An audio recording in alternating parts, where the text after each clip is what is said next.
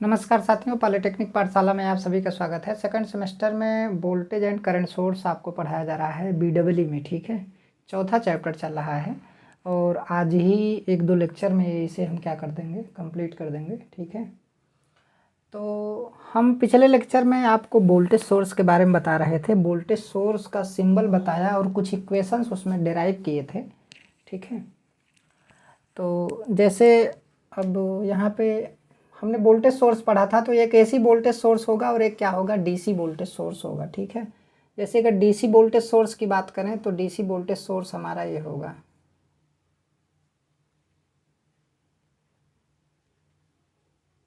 एक प्लस है और एक क्या है, माइनस है।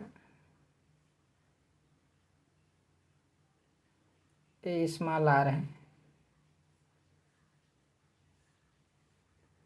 ये आपका वीएस है, सोर्स वोल्टेज होगा, ये आर है। और यहाँ पर जो वोल्टेज हमारा टर्मिनल पे मिलता है ना, ये हमारा क्या कहलाता है, वीटी, टर्मिनल वोल्टेज वीटी, या फिर वी से भी रिप्रेजेंट कर सकते हैं आप, कोई दिक्कत की बात नहीं है। यहाँ पे टर्मिनल वोल्टेज हमारा क्या मिलेगा, ये हमारा डीसी वोल्टेज सोर्स का सिंबल है। डीसी वोल्टेज सोर्स का सिंबल। ठीक है, तो ये डीसी वोल्टेज सोर्स का हमारा सिंबल है। अगर एसी वोल्टेज सोर्स के सिंबल की बात करें तो एसी का सिंबल तो आपको पता ही होगा। देखिए ये आर क्या है, इंटरनल रेजिस्टेंस है। अब मान लीजिए अगर हमारा सेल है तो उसका कुछ न कुछ क्या होगा, इंटरनल रेजिस्टेंस होगा। अब इंटरनल रेजिस्टेंस सेल के अंदर किसका हो सकता है, जैसे इलेक्ट्रोलाइट होता है, सेल के अंदर इलेक्ट्रोलाइट भरा होता है, H2SO4 भरा होता है। अगर लेड एसिड सेल है या तमाम सारे, there are many types of cell होता है। ठीक है, तो उसमें क्या होगा, इलेक्ट्रोलाइट होगा। इलेक्ट्रोलाइट का भी कुछ न कुछ क्या होगा, रेजिस्टेंस होगा। ठीक है, और उसके बाद जो है, हाँ, तो इलेक्ट्रोलाइट का जो रेजिस्टेंस होगा वही आपका इंटरनल रेजिस्टेंस है सेल के अंदर। ठीक है, अभी मैं सेल आपको बता रहा हूँ तो मैं केवल उसकी बात करूँगा। तो ये हमारा डीसी वोल्टेज सोर्स हो गया। ठीक, अगर हम एसी वोल्टेज सोर्स की बात करें तो एसी वोल्टेज सोर्स के केस में क्या होता है, आपका ये एसी वोल्टेज सोर्स का ये हमारा सिंबल होता है। और ये हमारा क्या हो गया, इम्पीडेंस हो गया, जेडीएस। ठीक है,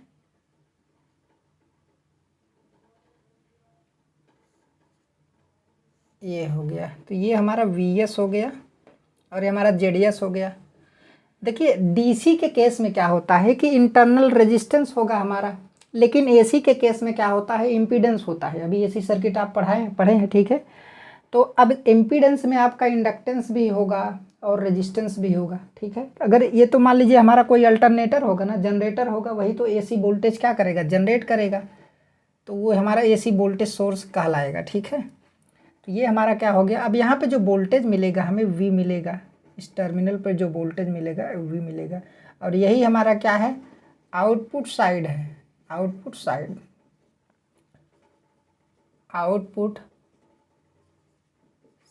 ठीक है, ये हमारा आउटपुट साइड है।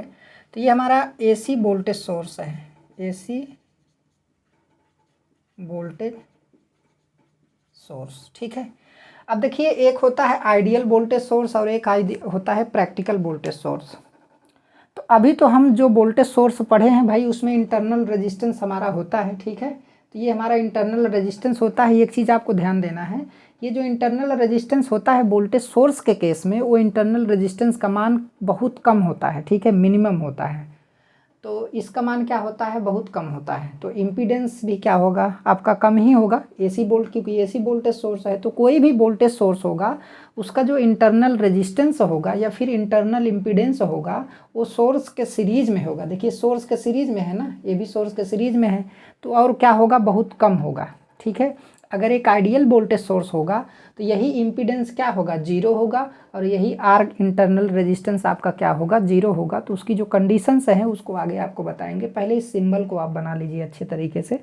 ठीक है, फिर उसके बाद इसमें कुछ ऐसे इक्वेशंस निकलेंगे जिसके बारे में हम आपको यहाँ पे क्या करेंगे, बताएंगे। ठीक है, ये हो गया आपका वोल्टेज सोर्स। एक AC वोल्टेज सोर्स और एक आपका DC वोल्टेज सोर्स, तो दोनों को हम सॉल्व करा दे रहे हैं। अब DC वोल्टेज सोर्स की अगर मैं बात करूं, DC वोल्टेज सोर्स, अभी अभी सिंबल आपने पढ़ा, तो ये हमारा क्या हो गया, एक प्लस और एक माइनस, ठीक है। तो यहाँ पे आपका एक इंटरनल रेजिस्टेंस होगा, R होगा भाई, इसी का तो होगा। उसके बाद ये हमारा क्या हो गया, लोड हो गया। अब यहाँ पे हम लोड रेजिस्टेंस कनेक्ट करेंगे। लोड रेजिस्टेंस क्या है, RL है, ठीक है। और इसके टर्मिनल पर मान लीजिए वोल्टेज हमें कितना मिल रहा है, V वोल्टेज मिल रहा है टर्मिनल पे, और ये VS वोल्टेज है, ठीक है। VS क्या है, हमारा बैटरी का वोल्टेज है, नो लोड वोल्टेज। VS क्या है हमारा, नो लोड वोल्टेज। तो सेल का जो EMF होगा वो नो लोड वोल्टेज के क्या होगा, बराबर होगा। तो अब इसमें करंट, इसमें KVL लगाएंगे, ठीक है। अभी देखिए इसमें करंट जो फ्लो करेगी वो करंट ऐसे फ्लो करेगी, I ऐसे करंट हमारी I क्या करेगी, फ्लो करेगी। अब इसमें हम ऐसे चलेंगे, KVL लगाएंगे। तो KVL लगाने पर यहाँ पर KVL लगाने पर, ठीक है। तो KVL लगाएंगे तो ऐसे मान लीजिए चल रहे हैं, तो माइनस का VS आ रहा है, तो माइनस VS। फिर रेजिस्टेंस में करंट की दिशा में जब चलेंगे, भाई ऐसे ही चल रहा है ना, तो करंट की दिशा में चलेंगे तो प्लस आपका क्या हो जाएगा, I × R हो जाएगा। फिर यहाँ पर देखिए ये प्लस है तो इधर आपका प्लस होगा, इधर आपका क्या होगा, माइनस होगा। ये प्लस होगा और क्या होगा, माइनस होगा, ठीक है। तो इधर से ऐसे चल रहे हैं तो प्लस का आ रहा है तो प्लस V ले लेंगे, प्लस V बराबर बीजगणितीय योग क्या हो जाएगा, 0 होगा। भाई KVL यही ना, किरचॉफ वोल्टेज का नियम यही है कि किसी क्लोज सर्किट में जितना भी वोल्टेज है सबका बीजगणितीय योग क्या होगा, 0 होगा, ठीक है। तो इसमें यहाँ पे वोल्टेज मिलेगा, इसमें वोल्टेज मिलेगा और इसका बैटरी का वोल्टेज मिलेगा, तो सबको हम क्या करेंगे, उसका बीजगणितीय योग करेंगे तो क्या किसके बराबर करेंगे, 0 के बराबर। तो यही हमारा KVL हो गया, ठीक है। अब कहाँ प्लस ले रहे हैं कहाँ माइनस ले रहे हैं, ये चीज़ अब आपको पहला चैप्टर दूसरा चैप्टर में पढ़ाऊंगा तो वो अच्छे तरीके से क्लियर हो जाएगा, ठीक है। अभी यहाँ पे भी आप लोग समझ सकते हैं, और जो लोग फर्स्ट सेमेस्टर में हैं, सेकंड सेमेस्टर में हैं, वो लोग तो पहले से शुरू में सबसे पहला चैप्टर वही पढ़े होंगे, तो उसको हम स्पेशल तरीके से अलग से पढ़ाएँगे, ठीक है। आप लोग देखते रहिए। तो यहाँ पे ध्यान से देखिए, तो यहाँ पे जब अगर टर्मिनल वोल्टेज V बराबर अगर आप निकालना चाहते हैं तो V बराबर हो जाएगा VS माइनस I × R हो जाएगा, ठीक है। V बराबर VS माइनस क्या हो जाएगा, I × R हो जाएगा। तो ये समीकरण हमारा टर्मिनल वोल्टेज का निकल करके आ गया। तो सोचिए कि अगर यहाँ पर टर्मिनल वोल्टेज, अब टर्मिनल वोल्टेज देखिए किस पे डिपेंड करेगा, लोड करंट पे। I क्या है यहाँ पर, I क्या है, कैपिटल I क्या है, लोड करंट है। भाई इस लोड में जो करंट, जब लोड कनेक्ट करेंगे तभी तो करंट फ्लो करेगी, तो I हमारा क्या है, लोड करंट है, लोड करंट है, ठीक है। और R क्या है, इंटरनल रेजिस्टेंस है, इंटरनल रेजिस्टेंस, और VS क्या है, VS आपका सेल का EMF है, सेल का EMF या no load voltage, no load voltage, ठीक है। और V क्या है आपका, V क्या है आपका टर्मिनल, V क्या है टर्मिनल वोल्टेज या लोड वोल्टेज, टर्मिनल वोल्टेज या फिर लोड वोल्टेज, ठीक है।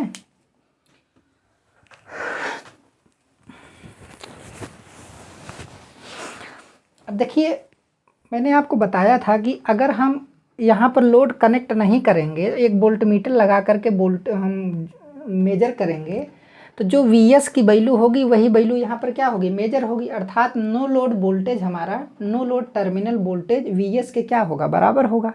अगर हम लोड कनेक्ट कर देते हैं तो टर्मिनल पर वोल्टेज जो V हमारा मिल रहा है ना, उसका मान क्या होने लगता है, कम होने लगता है, क्योंकि लोड कनेक्ट करेंगे तो करंट फ्लो होने लगेगी, लोड बढ़ाएंगे तो करंट बढ़ेगा। जैसे जैसे लोड बढ़ाते हैं वैसे वैसे करंट क्या होता है, बढ़ता है। ठीक है, तो करंट बढ़ने की वजह से इस सोर्स, ये जो हमारा वोल्टेज सोर्स है, इसके इंटरनल रेजिस्टेंस की वजह से जो है कुछ वोल्टेज ड्रॉप हो जाता है। ठीक है, अब सोचिए कि यहाँ पर क्या है, V बराबर हमारा क्या है दिख रहा है, V बराबर आपका VS माइनस क्या है I इंटू आर है। अब देखिए अगर लोड क्या हो, जीरो हो, लोड जीरो हो, क्योंकि load is directly proportional to current. ठीक है, लोड बढ़ेगा तो करंट क्या होगा, बढ़ेगा।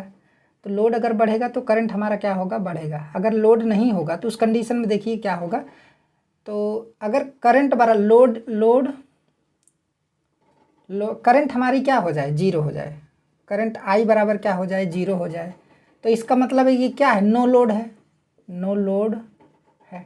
तो नो लोड के केस में जो है जब करंट जीरो हो जाएगा तो V बराबर VS माइनस हमारा क्या हो जाएगा, जीरो, क्योंकि आई का मान यहाँ पे जीरो रखेंगे। तो V बराबर क्या हो गया, VS हो गया। इसका मतलब है कि टर्मिनल वोल्टेज, नो लोड की कंडीशन में टर्मिनल वोल्टेज हमारा इस सेल के ईएमएफ के नो बराबर हो जाता है। ठीक है,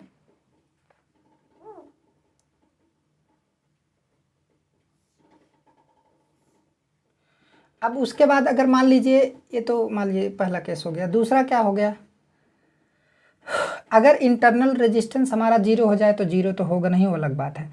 अगर लोड होगा तो हमारा वोल्टेज, लोड की कंडीशन में, लोड की कंडीशन में, ठीक है, लोड की कंडीशन में तो टर्मिनल वोल्टेज हमारा कितना मिलेगा, VS minus I into R मिलेगा। ठीक है, इतना वोल्टेज मिलेगा लोड की कंडीशन में। अगर लोड बढ़ाएंगे, load is directly proportional to current होता है। अगर हम करंट को, लोड क्या करेंगे, बढ़ाएंगे। सोचिए कि अगर हम लोड को क्या करें, बढ़ाए, यहाँ पर लोड को बढ़ाएंगे तो हमारा करंट क्या होगा, बढ़ेगा, क्योंकि लोड करंट के क्या होता है, समानुपाती होता है।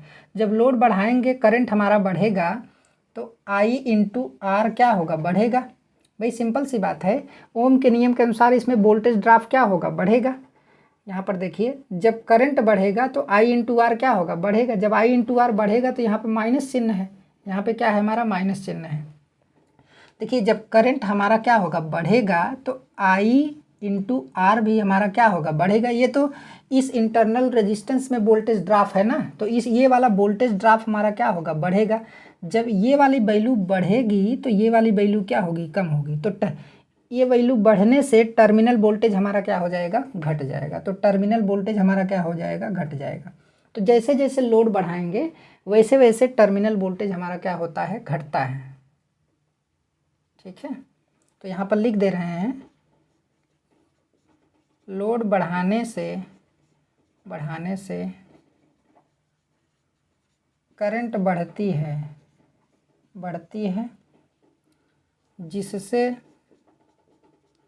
जिससे आई इंटू आर वोल्टेज ड्रॉप बढ़ता है, वोल्टेज ड्रॉप बढ़ता है। ठीक है, वोल्टेज ड्रॉप बढ़ता है और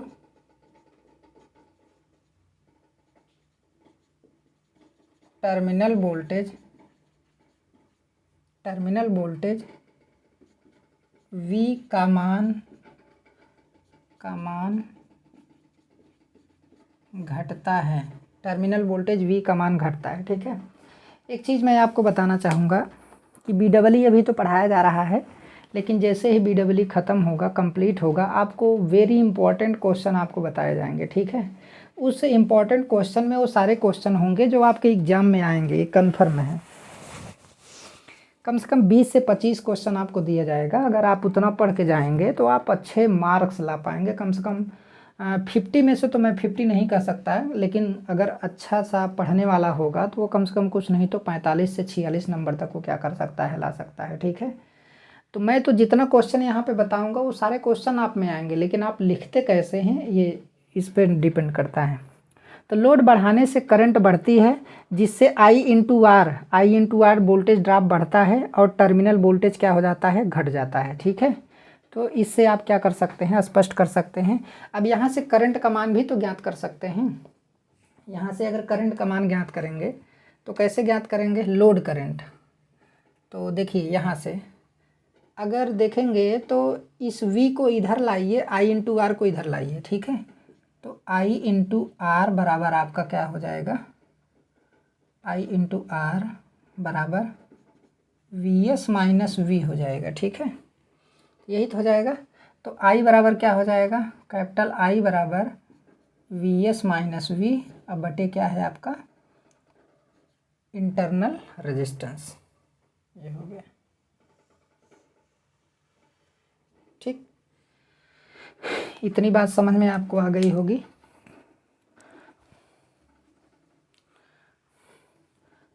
नहीं, एक चीज़ थोड़ा और क्या कहते हैं, कोई दिक्कत की बात नहीं, ये V हमारा है ना, कोई दिक्कत नहीं है। अब यहाँ पर देखिए, अगर V का मान निकालना चाहते हैं तो इस लोड में कौन सी करंट फ्लो हो रही है, RL करंट फ्लो हो रही है, RL, ठीक है, RL फ्लो हो रही है, RL कह रहे हैं, I करंट फ्लो हो रही है ना। इस RL लोड में I करंट फ्लो हो रही है, तो I इंटू RL किसके बराबर होगा, V के बराबर होगा। तो यहाँ पर V बराबर हमारा क्या होगा, I इंटू RL होगा, ठीक है। तो V बराबर आप I इंटू RL क्या कर सकते हैं, लिख सकते हैं। तो इस समीकरण को एक तरीके से और लिख सकते हैं। अब इसको पहले मिटा दें, फिर उसके बाद मैं आपको बताता हूँ। एक तो इसको ऐसे ही लिख सकते हैं, हो गया।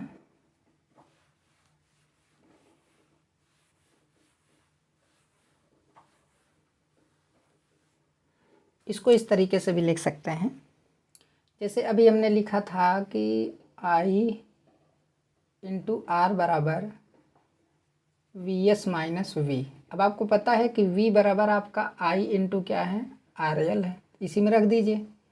तो I इंटू आर बराबर VS minus I into RL। तो सोचिए, अगर यहाँ पर देखेंगे तो इसको इधर लाइए, तो IR प्लस IRL बराबर आपका क्या हो जाएगा, VS हो जाएगा।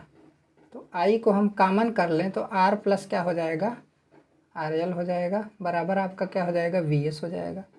तो I बराबर VS अपान R प्लस RL हो जाएगा, ठीक है, ये हो गया। तो ये लोड करंट हो गया, ये हमारा लोड करंट निकल गया, लोड करंट। तो यहाँ से भी लोड करंट आप निकाल सकते हैं। तो I बराबर, ये भी तो हमारा फार्मूला सही ही है, VS माइनस V, अब बटे हमारा क्या है, R है। बस यहाँ पर V का मान रख के कैलकुलेट करेंगे तो वही बात होगी, ठीक है। तो लोड करंट यहाँ से भी आप इस तरीके से भी क्या कर सकते हैं, निकाल सकते हैं। अब यहाँ से क्या है कि लोड रेजिस्टेंस का मान, देखिए इंटरनल रेजिस्टेंस और लोड रेजिस्टेंस इस पर भी डिपेंड करती हैं चीज़ें। अभी मैं उसके बारे में आगे आपको बताऊंगा कि कैसे जो है टर्मिनल वोल्टेज हमारा कम ज़्यादा होता है, ठीक। ये हो गया, इतना समझ गए होंगे।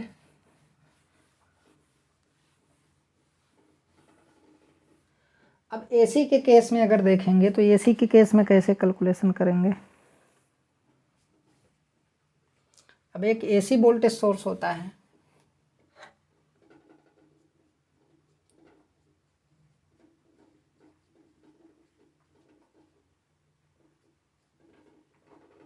AC voltage source.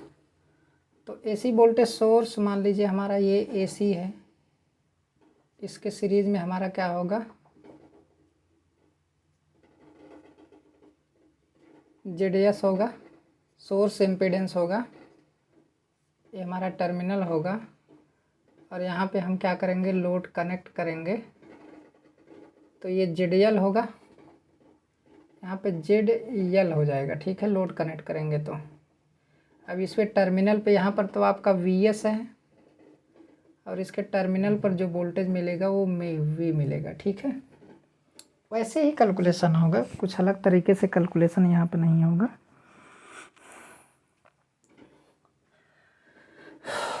तो अगर इसमें इक्वेशन निकालेंगे तो इक्वेशन कैसे निकलेगा आपका, VS टोटल वोल्टेज है, कुछ वोल्टेज इसमें ड्रॉप हो जाएगा, इंटरनल इम्पीडेंस, तो यहाँ पर सोर्स का इम्पीडेंस है, यहाँ पर पहले लिख दें जेडीएस बराबर आपका क्या है,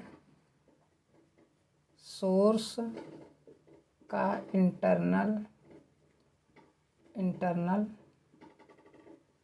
इम्पीडेंस। भाई वीएस क्या है, एक एसी सोर्स है, एसी वोल्टेज सोर्स है। एसी वोल्टेज सोर्स क्या होता है हमारा, जनरेटर हो गया, ठीक है, जनरेटर या फिर अल्टरनेटर। तो अल्टरनेटर के अंदर कॉइल होता है, तो कॉइल का रेजिस्टेंस होगा, इंडक्टेंस होगा। तो रेजिस्टेंस और इंडक्टेंस दोनों किस में आ जाएंगे, इम्पीडेंस में आ जाएंगे, ठीक है। तो ये इंटरनल हमारा इम्पीडेंस हो गया। और जेडीएल हमारा क्या है, लोड इम्पीडेंस, ठीक है। और इसमें जो करंट फ्लो करेगी, एक करंट इधर इधर से फ्लो कर रही ना, आई करंट, ठीक। तो ये आई क्या है हमारा, लोड करंट, ठीक। और वी क्या है हमारा, लोड वोल्टेज, लोड वोल्टेज, ठीक है। ये हो गया। तो अब यहाँ पे क्या होगा, अगर इक्वेशन देखेंगे तो इक्वेशन कितना निकल करके आएगा, सिंपल सी बात है, वी एस बराबर आपका आई इंटू जे डी एस हो जाएगा, आई इंटू जे डी एस प्लस आपका वी हो जाएगा। भाई सिंपल सी बात है, वी एस टोटल वोल्टेज है, इसका कुछ भाग इसमें ड्रॉप हो गया, कुछ टर्मिनल पे मिला, तो दोनों का योग इसके बराबर होगा ना वी। तो टर्मिनल वोल्टेज अगर निकालेंगे तो वी बराबर आपका we S minus I into J D S हो जाएगा, जे डी एस हो जाएगा, ठीक है। जे डी एस मतलब सोर्स इम्पीडेंस, ये हो गया। अब यहाँ पे आपको पता है कि V बराबर आप क्या निकाल सकते हैं, V बराबर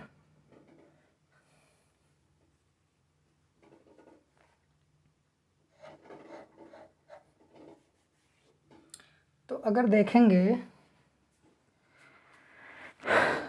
तो यहाँ से आप करंट निकाल सकते हैं।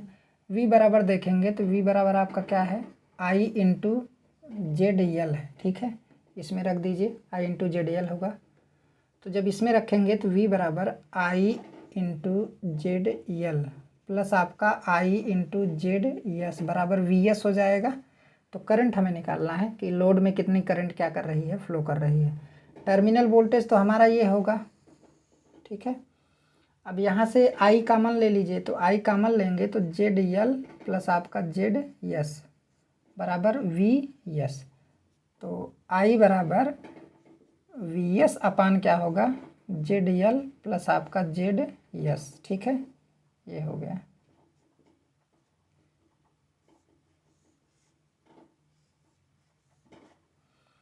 ठीक है। ये हमारा क्या है, लोड करंट है,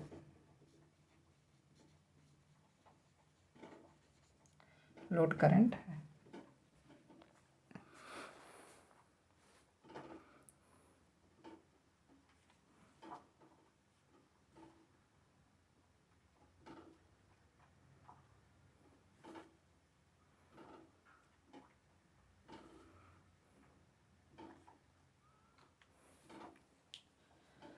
हो गया, यहाँ पे निकल गया वी टी का मान।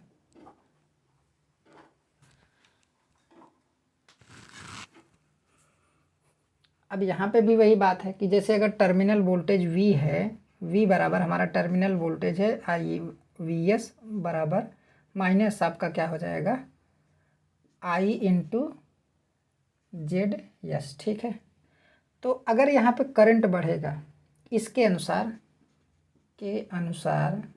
अनुसार अगर हमारा करंट क्या होगा, बढ़ेगा, लोड बढ़ेगा, लोड अगर बढ़ेगा तो करंट हमारा क्या होगा, बढ़ेगा। तो I इंटू जेड एस का मान क्या होगा, बढ़ेगा। ये वाली वैल्यू क्या होगी, बढ़ेगी।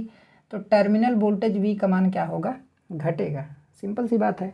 देखिए लोड बढ़ेगा तो करंट बढ़ेगा, जब ये वाली वैल्यू बढ़ेगी तो ये वाली वैल्यू क्या हो जाएगी, घट जाएगी, ठीक है। तो टर्मिनल वोल्टेज हमारा क्या हो रहा है, घट जा रहा है। तो ये चीज़ है।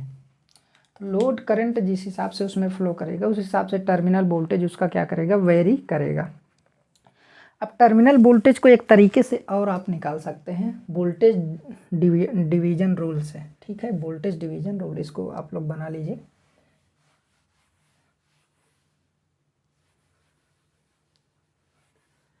वोल्टेज डिवीजन रूल से वी का मान कैसे निकाल सकते हैं? जैसे यहाँ पर जिस इम्पीडेंस में वोल्टेज का मान निकालना है, तो जेडीएल में जो इम्पीडेंस हमारा है इसी में वोल्टेज का मान क्या करना है, निकालना है। तो इसके लिए क्या करते हैं कि वी बराबर पहले वी इसमें जेडीएल में मान लीजिए वोल्टेज कितना है, वी है भाई, लोड में तो वोल्टेज आपका वी है।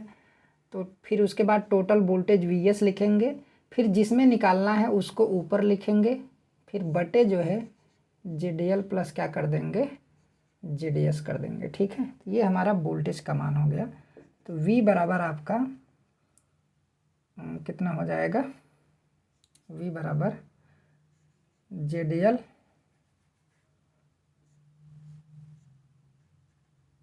इंटू VS बटे आपका क्या हो जाएगा, जेडीएल प्लस आपका जेडीएस। तो इस तरीके से भी आप टर्मिनल वोल्टेज का मान निकाल सकते हैं।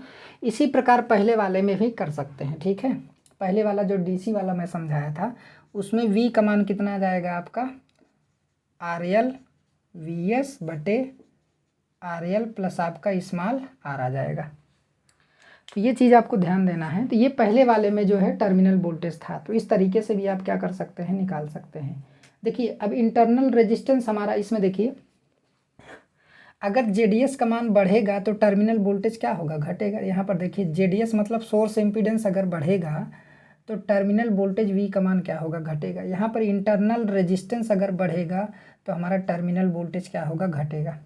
अब यही इंटरनल रेजिस्टेंस अगर क्या हो, जीरो हो जाए तो टर्मिनल वोल्टेज हमारा ना तो घटेगा ना तो बढ़ेगा। तो जितना सोर्स का वोल्टेज होगा उतना ही हमें टर्मिनल पर क्या होगा, मिलेगा, चाहे हम लोड को कितना भी क्या कर दें, कनेक्ट कर दें। ठीक है, तो ये चीज़ है, इसको आपको ध्यान देना है। इसको मैं मिटा दे रहा हूँ।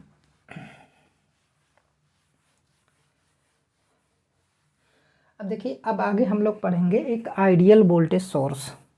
आइडियल वोल्टेज सोर्स, तो आइडियल वोल्टेज सोर्स क्या होता है, वह वोल्टेज सोर्स जिसका इंटरनल रेजिस्टेंस क्या होता है, जीरो होता है। जिसका इंटरनल रेजिस्टेंस या फिर इम्पीडेंस क्या होता है, जीरो होता है, उसे आइडियल वोल्टेज सोर्स कहते हैं।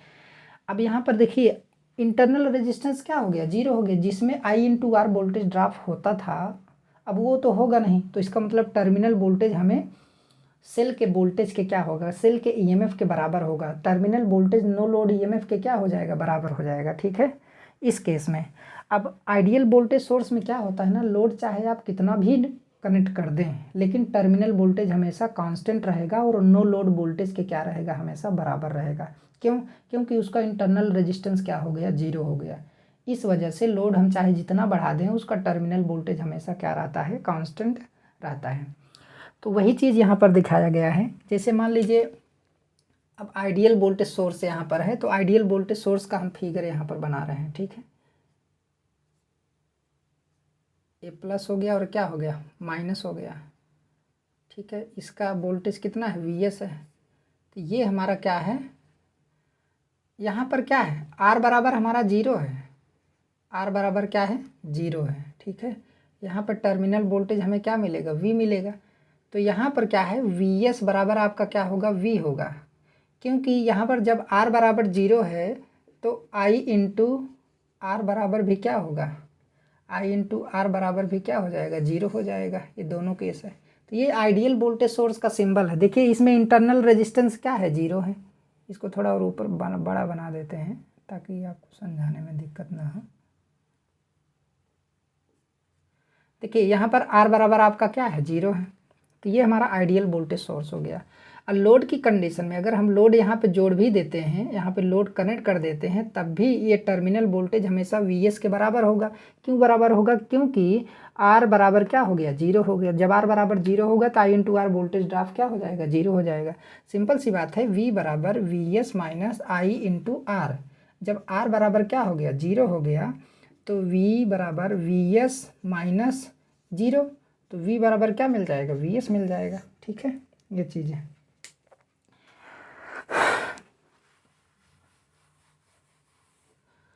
तो पहले इसको बना लेते हैं।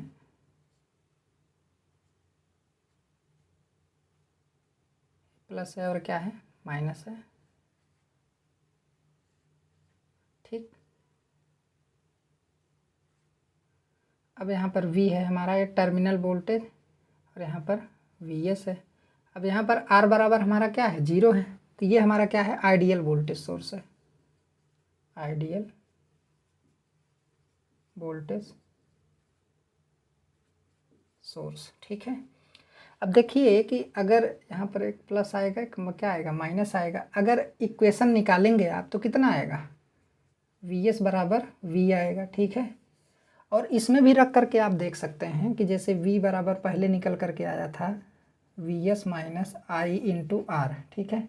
तो r बराबर 0 होने पर, 0 होने पर तो ये तो आइडियल होगा, ये आइडियल का केस है, आइडियल का केस है, तो 0 हो जाएगा। v बराबर वी एस माइनस 0, तो v बराबर आपका वी एस। ठीक है। तो अब ऐसे केस में अगर लोड कनेक्ट कर दें तब भी v बराबर हमारा क्या रहेगा, वी एस ही रहेगा। अगर यहाँ पे लोड कनेक्ट कर दें तब, ऐसे केस में ये प्लस है और क्या है, माइनस है। यहाँ पे मान लीजिए हम लोड कनेक्ट कर दे रहे हैं और हमारा क्या है, आर एल है, यहाँ पे वोल्टेज v मिल रहा है। ठीक है। और यहाँ पे वोल्टेज क्या है, वी एस है।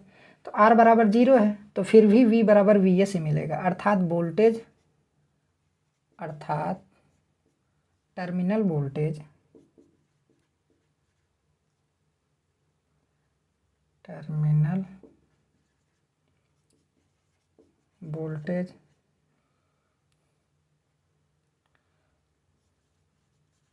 लोड पर डिपेंड नहीं करता।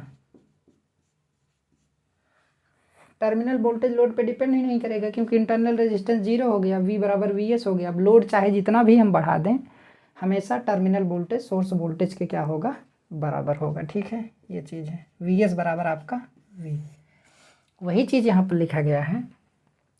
अब देखिए इसमें जो करंट फ्लो करेगी, कौन सी करंट, आई करंट फ्लो करेगी, और ये टर्मिनल वोल्टेज v तथा i के बीच हम क्या करेंगे, ग्राफ खींचेंगे। ठीक है।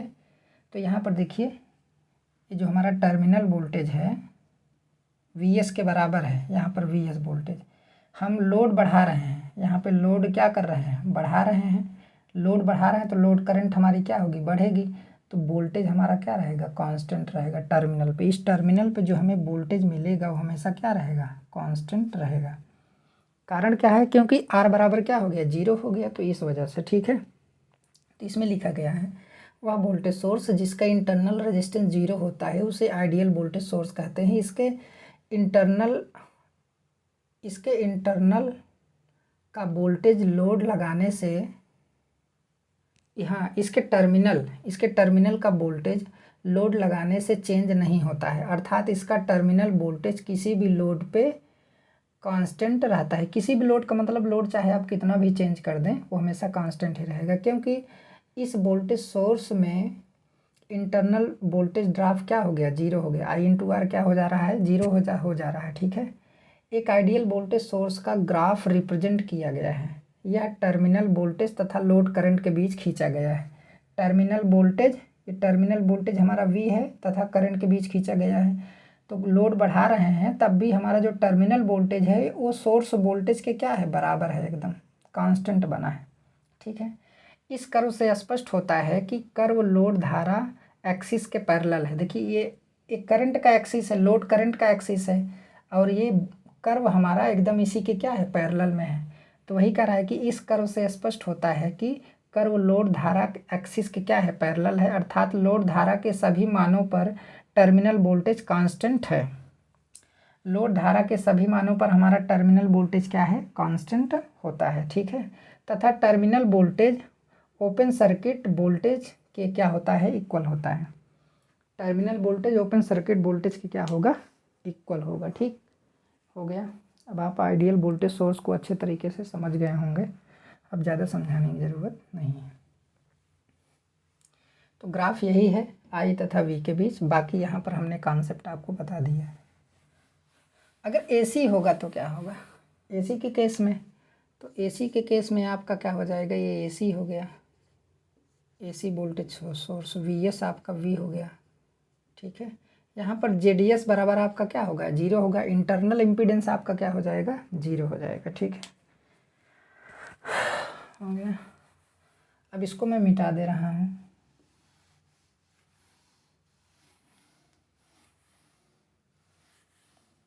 लिख लेने से हमें बार बार लिखना नहीं पड़ता है, क्योंकि फर्स्ट ईयर के स्टूडेंट हैं आप लोग, तो कंटेंट आपको चाहिए ना। अब बात आती है कि प्रैक्टिकल वोल्टेज सोर्स क्या होता है। प्रैक्टिकल वोल्टेज सोर्स, अभी जो हमने वोल्टेज सोर्स इससे पहले पढ़ा है वो प्रैक्टिकल वोल्टेज सोर्स ही है। प्रैक्टिकल वोल्टेज सोर्स का टर्मिनल वोल्टेज लोड पे डिपेंड करता है। लोड अगर बढ़ेगा तो उसका टर्मिनल वोल्टेज क्या होता है, घटता है, क्योंकि जो प्रैक्टिकल वोल्टेज सोर्स होता है उसके अंदर इंटरनल रेजिस्टेंस की वजह से कुछ न कुछ वोल्टेज ड्रॉप हमारा हो जाता है, जिसकी वजह से टर्मिनल वोल्टेज हमारा घट जाता है। और जैसे जैसे लोड करंट और ज़्यादा बढ़ता है तो टर्मिनल वोल्टेज हमारा घटता चला जाता है। ठीक है, वही चीज़ इसमें क्या किया गया है, लिखा गया है। तो जो हमारा प्रैक्टिकल वोल्टेज सोर्स होता है उसका सिंबल क्या होता है, उसका सिंबल इस तरीके का होता है। अभी तो पढ़े हैं इसके बारे में, तो अभी अभी हाल ही में पढ़े हैं। ये इंटरनल रेजिस्टेंस आर है और ये हमारा ये प्लस और माइनस है, ये आपका वी एस है और ये आपका क्या है, टर्मिनल वोल्टेज वी है। ठीक है, टर्मिनल वोल्टेज ये प्लस का है और क्या है, माइनस का है। ठीक, अब यहाँ पर आर जो है is not equal to zero होगा। इंटरनल रेजिस्टेंस यहाँ पे जीरो नहीं है। अभी अभी हमने इसके समीकरण के बारे में निकाला कि V बराबर कितना आएगा, V S minus I into R आएगा। ठीक, ये चीज़ आपको पता चल गया। अब सोचिए कि अगर लोड बढ़ेगा तो करंट हमारा बढ़ेगा, तो आई इंटू आर का मान बढ़ेगा, तो आई इंटू आर का मान बढ़ेगा तो टर्मिनल वोल्टेज V का मान क्या होगा, घटेगा। ठीक है, आपको समझ में आ गया ना। देखिए घट रहा है कि नहीं, तो यहाँ पर देखिए आई इंटू आर जब बढ़ेगा तो ये घटेगा, क्योंकि लोड बढ़ाने से करंट बढ़ेगा, आई इंटू आर बढ़ेगा, टर्मिनल वोल्टेज हमारा क्या होगा, घटेगा। वही चीज़ यहाँ पे समझना है। वह वोल्टेज सोर्स जिसका इंटरनल रेजिस्टेंस जीरो नहीं होता है, इंटरनल रेजिस्टेंस ये वाला जीरो नहीं होता है, कुछ न कुछ रेजिस्टेंस होता है परंतु बहुत कम होता है। यह रेजिस्टेंस आर से रिप्रेजेंट होता है, स्मॉल आर से रिप्रेजेंट होता है। ठीक है, और यह सोर्स के सीरीज में होता है। सोर्स के किस में है, सीरीज में है। ठीक है, लोड लगाने पर इस इंटरनल रेजिस्टेंस में voltage drop I into R होता है। आई इंटू क्या है, आर है, वोल्टेज ड्रॉप। ठीक है, जिसकी वजह से terminal voltage V no load voltage से क्या होता है, कम होता है। टर्मिनल वोल्टेज V का मान नो लोड वोल्टेज से क्या हो जाता है, कम हो जाता है, क्योंकि I into R voltage drop हो रहा है। इसका आउटपुट टर्मिनल वोल्टेज कांस्टेंट नहीं होता है। क्यों कांस्टेंट, क्यों नहीं होगा, इसलिए नहीं होगा क्योंकि इंटरनल रेजिस्टेंस आ गया, तो उसकी वजह से लोड बढ़ेगा तो आई इंटू आर क्या होगा, अगर लोड चेंज होगा तो आई इंटू आर चेंज होगा, जिसकी वजह से टर्मिनल वोल्टेज हमारा कभी भी कांस्टेंट नहीं रह सकता। ठीक है, नहीं होता। यह लोड करंट के अनुसार क्या होता है, चेंज होता है। भाई देखिए करंट हमारा चेंज हो रहा है, करंट चेंज हो रहा है तो आई इंटू आर चेंज हुआ, तो टर्मिनल वोल्टेज हमारा क्या हो रहा है, चेंज हो रहा है। लोड करंट बढ़ने से टर्मिनल वोल्टेज घटता है तथा इसका उल्टा। लोड करंट अगर बढ़ेगा तो टर्मिनल वोल्टेज हमारा क्या होगा, घटेगा, तथा इसका उल्टा। ठीक है, लोड करंट घटेगा तो टर्मिनल वोल्टेज हमारा क्या होगा, बढ़ेगा। इसका कर्व टर्मिनल वोल्टेज V तथा लोड धारा के बीच खींचा जाता है। इसका कर्व किसके बीच खींचा जाता है, टर्मिनल वोल्टेज तथा लोड करंट के बीच। अब कर्व भी दिखा दे रहे हैं आपको। ये हमारा load is directly proportional to current है, करंट है। ये हमारा क्या है, पहले वाला करेक्टरिस्टिक है, आइडियल करेक्टरिस्टिक। ये हमारा VS है, ये हमारा V है, टर्मिनल वोल्टेज है। अब क्या होगा, अब वोल्टेज घट रहा है। देखिए जैसे जैसे लोड बढ़ा रहे हैं वैसे वैसे वोल्टेज घट रहा है, घट रहा है कि नहीं। तो ये किसकी वजह से है, आई इंटू आर ड्रॉप, ड्रॉप की वजह से है, आई इंटू आर ड्रॉप। ठीक है, आई इंटू आर ड्रॉप की वजह से ये वोल्टेज क्या हो रहा है, घट रहा है। तो वही चीज़ यहाँ पे लिखा है कि लोड करंट बढ़ने से टर्मिनल वोल्टेज घटता है तथा इसका उल्टा। लोड करंट घटेगा तो टर्मिनल वोल्टेज हमारा, देखिए लोड करंट घटेगा तो टर्मिनल वोल्टेज बढ़ रहा है, जैसे जैसे आगे जाएंगे टर्मिनल वोल्टेज घटता चला जाएगा। ठीक है, तो ये हमारा प्रैक्टिकल वोल्टेज सोर्स का जो है ग्राफ हुआ है, क्या हुआ है, ग्राफ मिला है। ठीक है,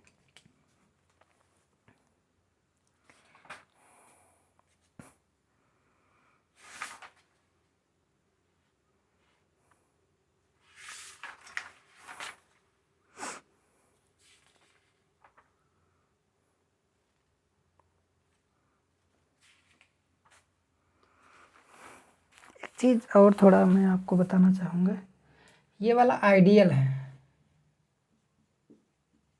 ideal voltage source, voltage source के लिए, सोर्स के लिए। और ये वाला क्या है, प्रैक्टिकल है, प्रैक्टिकल, प्रैक्टिकल मतलब जो रियल में होता है, आइडियल तो होता नहीं, आपको पता है अच्छे तरीके से। एक चीज़ और है, अब यहाँ पर इसे समझाना पड़ेगा और लिखाना भी पड़ेगा। इसको पहले आप लोग बना लीजिए, फिर उसके बाद इसको मैं मिटा दे रहा हूँ, ठीक है।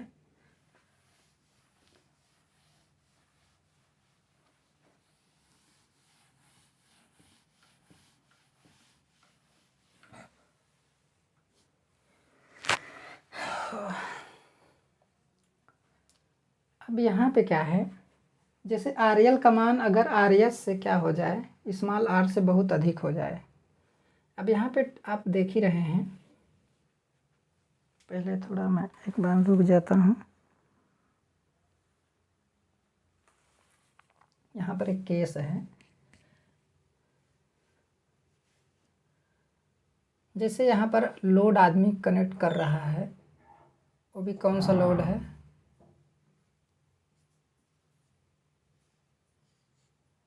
ये हमारा आर एल लोड है, ठीक है।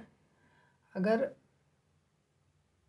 आर एल का मान जो है ग्रेटर देन स्मॉल आर हो, आर एल का मान काफ़ी ज़्यादा हो, आर एल का मान अगर बहुत ज़्यादा हो जाएगा तो उस केस में इसमें करंट हमारी क्या करेगी, फ्लो करेगी, ठीक है। तो इस केस में क्या होगा कि टर्मिनल वोल्टेज लगभग नो लोड वोल्टेज के बराबर होगा। इस केस में टर्मिनल वोल्टेज V लगभग नो लोड वोल्टेज के बराबर होगा। मतलब V का मान जो है लगभग किसके बराबर होगा, VS के बराबर होगा।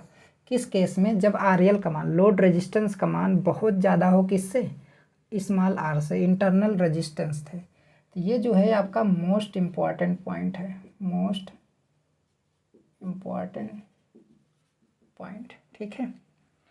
बहुत ही ज़्यादा इम्पॉर्टेंट पॉइंट है ये, तो इसलिए इसको जो है आपको समझना ज़रूरी है।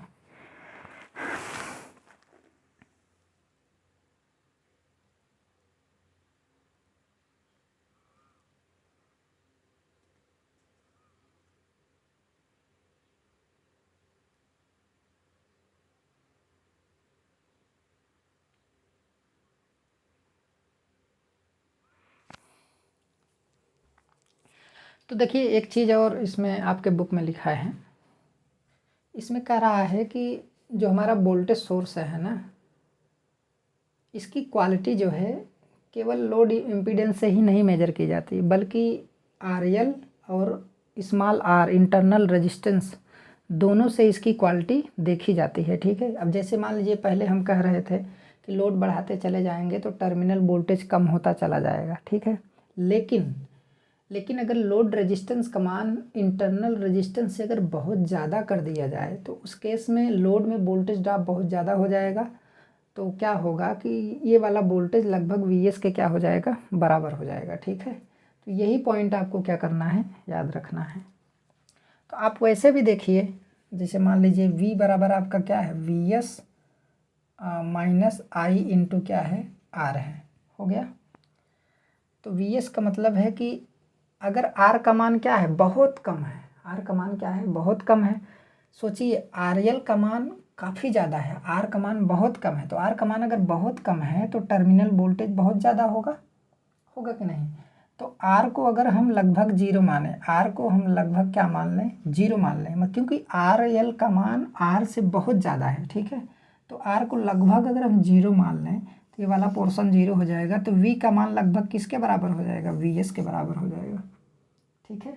तो वही चीज़ कर रहा है कि लोड को मिलने वाला वोल्टेज उस समय भी क्या होगा, बहुत ही ज़्यादा होगा, लगभग सोर्स वोल्टेज के क्या होगा, बराबर होगा। कब, जब लोड का रेजिस्टेंस इंटरनल रेजिस्टेंस से क्या होगा, बहुत ज़्यादा होगा, ठीक है।